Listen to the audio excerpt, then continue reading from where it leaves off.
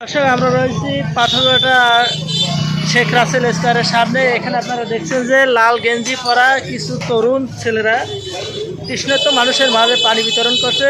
কথা বলে যেটা জানা গেল যে পাথরঘাটা কলেজ ছাত্র দলের উদ্যোগে আজকের এই তৃষ্ণার্ত মানুষের মাঝে পানি বিতরণ করা হচ্ছে। এর নেতৃত্বে রয়েছেন আরাফাত রহমান অভি, সাবেক ছাত্রদল সভাপতি এসমে এবং আরও রয়েছেন ছাত্রদল নেতাকর্মীরা। দর্শক আমরা কথা বলবো যে আসলে এই উদ্যোগ তাদের কতদিন ধরে চলছে এবং কতদিন চলবে এই মানুষের মাঝে, সাধারণ মানুষের মাঝে তারা দীর্ঘদিন ধরেই এই পানি বিতরণ করছে।